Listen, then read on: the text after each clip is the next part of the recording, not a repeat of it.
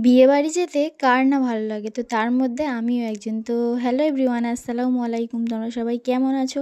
আশা করছি সবাই খুব ভালো আছো। দেখো, যেহেতু আমি মায়ের এখানে আছি, তো সকাল সকাল নাস্তা করে নিয়েছি। তো বিয়েবাড়ি মানেই কেনাকাটা, বিয়েবাড়ি কেনাকাটা ছাড়া বিয়েবাড়ি যেন মনে হয় সম্পূর্ণই হয় না।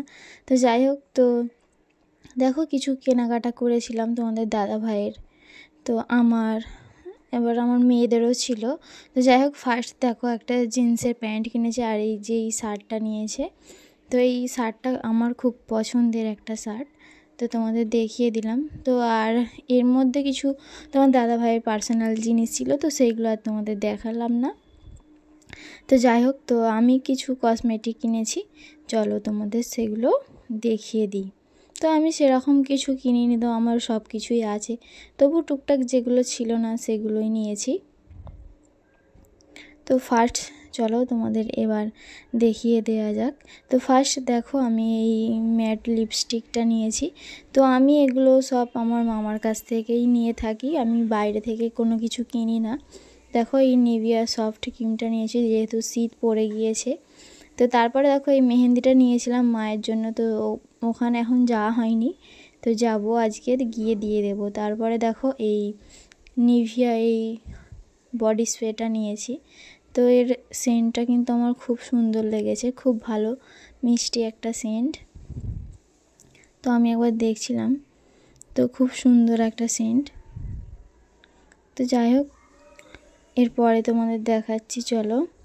এই যে এই চুড়িটা নিয়েছি, তো আমি একটা মানে সালোয়ারের ম্যাচিংয়ে নিয়েছিলাম, তো কিছু কারণবশত সেই সালোয়ারটা আমার বিয়েবাড়িতে পরে যাওয়া হয়নি, তো সেটার ম্যাচিংয়েই নিয়েছিলাম। তো তারপরে দেখো, এইগুলো সব নিয়েছি, তো এইগুলো আমার সব মামার কাছ থেকে নেওয়া। আর এই যে দুটো ক্লিপ নিয়েছি আমার মেয়ের জন্য।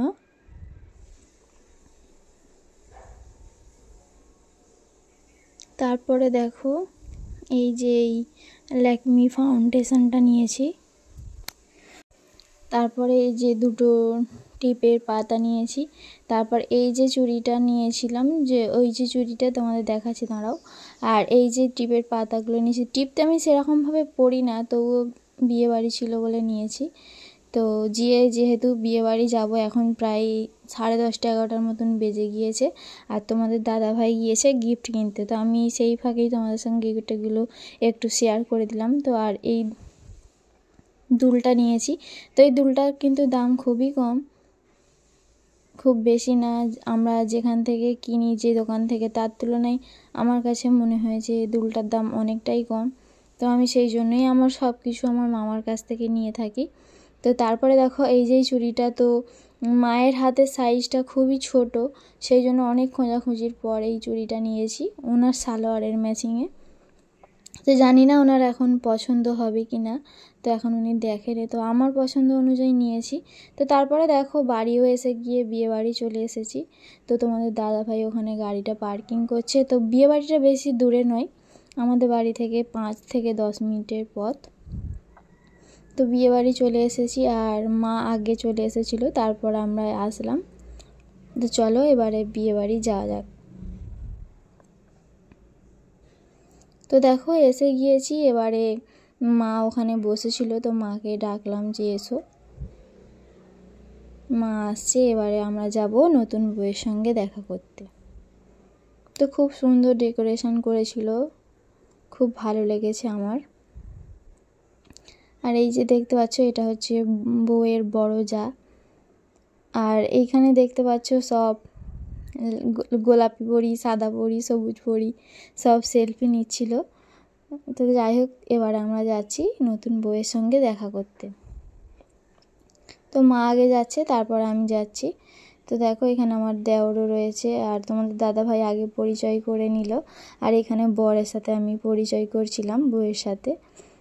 তো যাই হোক, দেখো বউ, শাশুড়ি মা সবাই একসাথে আছে। আর আমাদের নতুন বউ কেমন দেখতে হলো অবশ্যই কিন্তু কমেন্টে জানাবে, তো তোমরা একবার ভালো করে দেখে নাও। তো তারপরে দেখো, এখানে ফুচকা স্টল, আইসক্রিমের স্টল।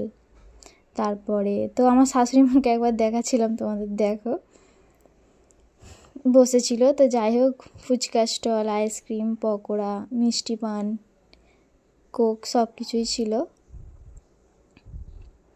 তো চলো, যেহেতু এখন 2:30-3টের মতন বাজে, তো আমি ভাবছিলাম যে কিছু নেবো না, তো শাশুড়ি মা জোর করে পকোড়াটা দিল আমাকে। তো যাই হোক, নিয়ে তারপরে পকোড়াটা খেয়ে একটা কুলফি নিলাম।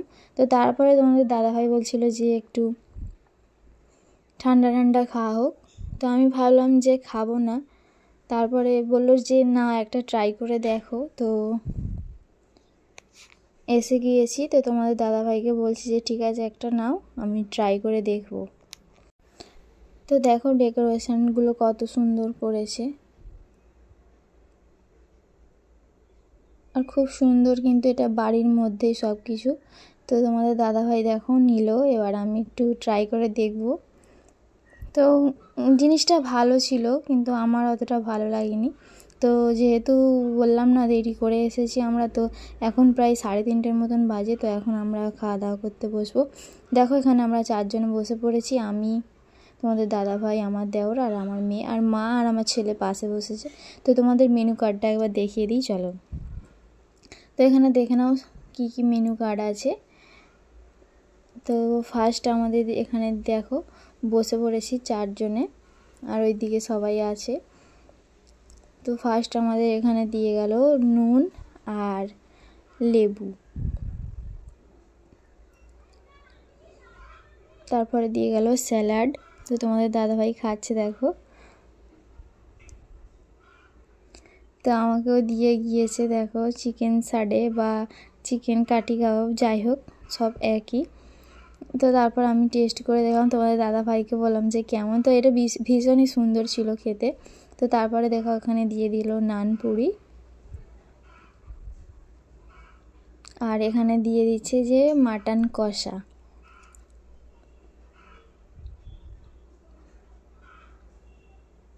তো যেহেতু আমি মাটন খাই না, তো তবুও টেস্ট করে দেখলাম। তো মাটনটা খুব সুন্দর রান্না হয়েছিল, ভীষণই ভালো।